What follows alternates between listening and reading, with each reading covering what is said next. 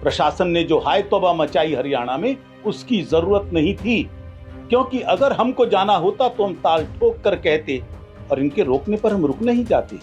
और संतों के नेतृत्व में वहां एक यात्रा का सूक्ष्म रूप आज चल रहा है और बड़ी शांति से चल रहा है।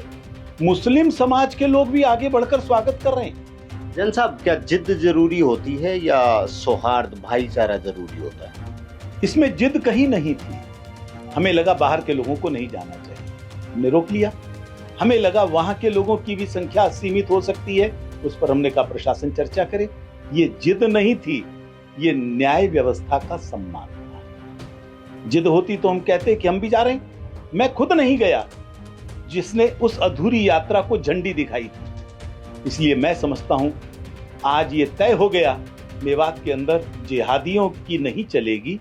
हिंदू संगठनों ने एक बार फिर से मेवात में ब्रजमंडल यात्रा का ऐलान किया था और आज वो यात्रा निकलनी थी, लेकिन प्रशासन की तरफ से धारा 144 लगा दी गई और उसी के चलते विश्व हिंदू परिषद का क्या स्टैंड है, आइए बात करते हैं विश्व हिंदू परिषद के राष्ट्रीय महासचिव सुरेंद्र जैन जी से।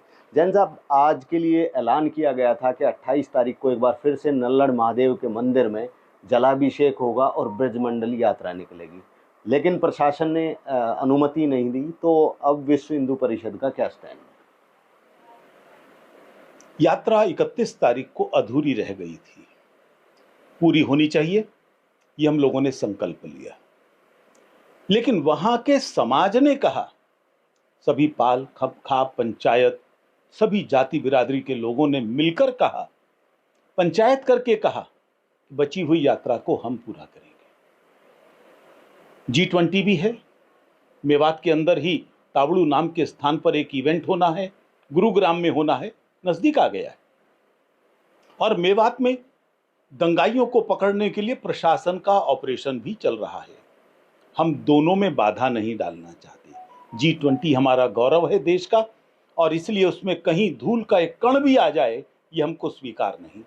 इसलिए हमने ही होकर आगे बढ़कर तय किया कि इस यात्रा में केवल वहां के लोग रहेंगे, मेवात के, बाहर से नहीं आएंगे।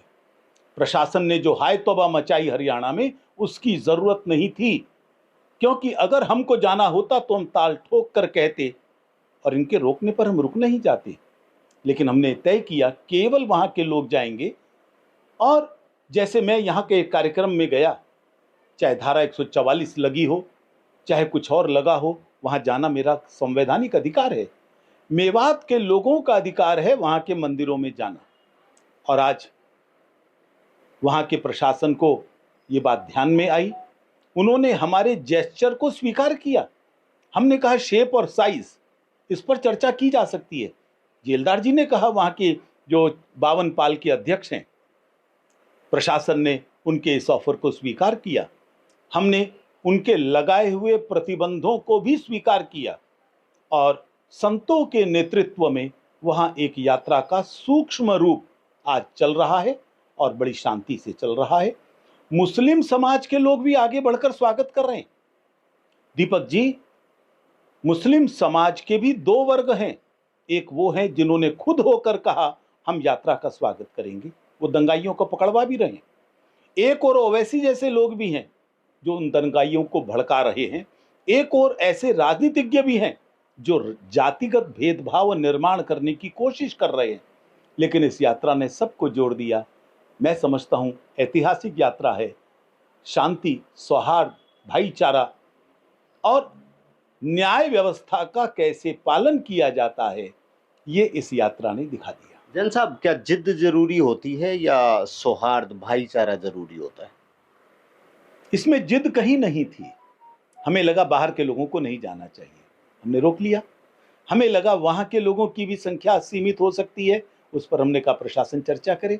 ये जिद नहीं थी, ये न्याय व्यवस्था का सम्मान था। जिद होती तो हम कहते कि हम भी जा रहे हैं। मैं खुद नहीं गया जिसने उस अधूरी यात्रा को झंडी दिखाई थी। इसीलिए सिर्फ कि जब मैं बाकी लोगों को कह रहा हूं कि बाहर से न जाएं, तो मेरा जाना भी नहीं बनता।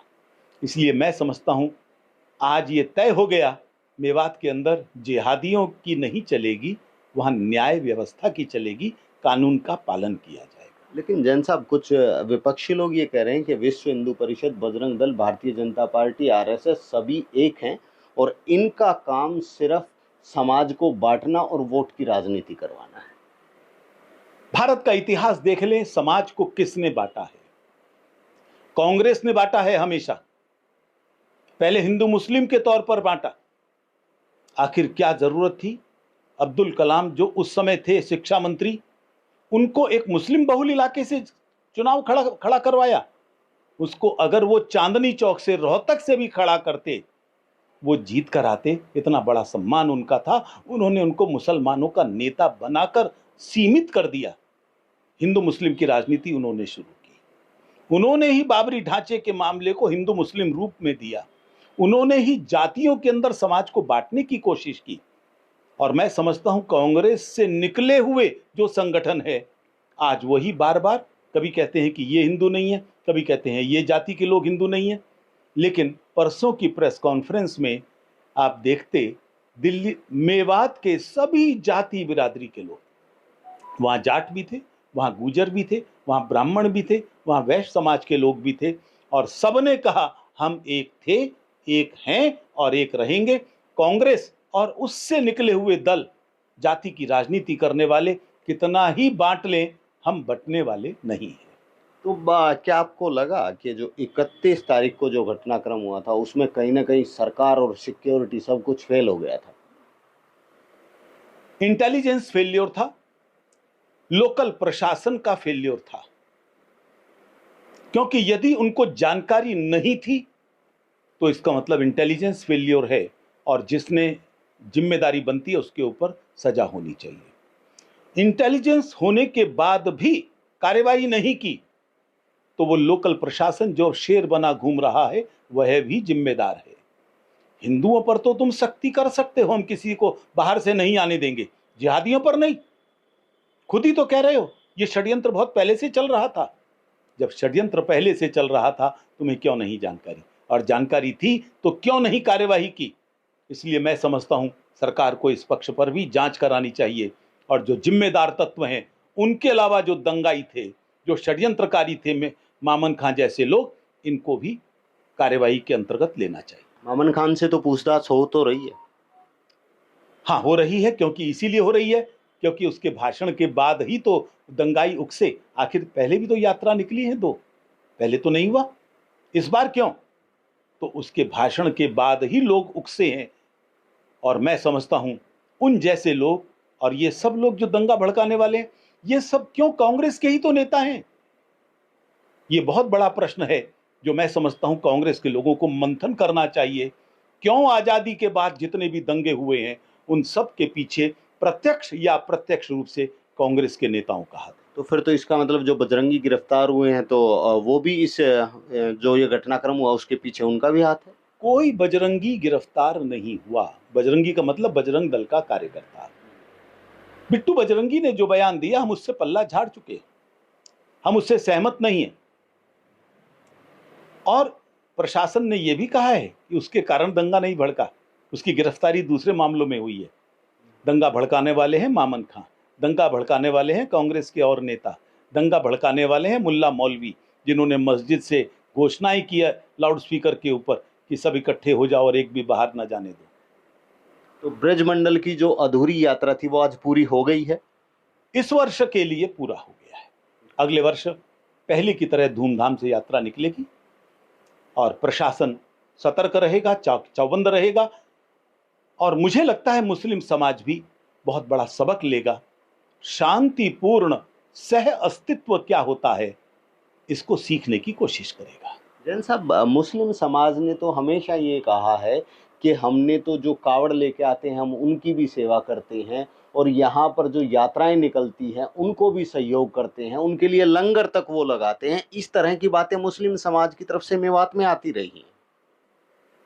मेवात में 100 गांव हिंदू शून्य हो गए, एक भी हिंदू नहीं बचा। 95 गांव में 5% से कम हिंदू रह गए। ये कौन सा सौहार्द है? रोज बहन बेटियों को उठाया जाता था। FIR लॉज हैं, मेरे पास सारी डिटेल हैं। बारात आने की तैयारी कर रही है और लूट कर दुल्हन को उठाकर ले गए, उसके साथ सामूहिक बलात्कार किए। ये कौन सा सांप्रदायिक सौहार्द है? दोनों तरह के तत्व हैं। इसलिए ये कहना कुछ मुट्ठी भर लोग स्वागत कर रहे हैं तो सारे ही ऐसे हैं, तो पत्थर मारने वाले कौन थे, गोली चलाने वाले कौन थे, पेट्रोल बम फेंकने वाले कौन थे, लोगों को जिंदा जलाने वाले कौन थे, नल्हड़ को पूरा जलियांवाला बाग बनाने की योजना ये बनाने वाले कौन थे।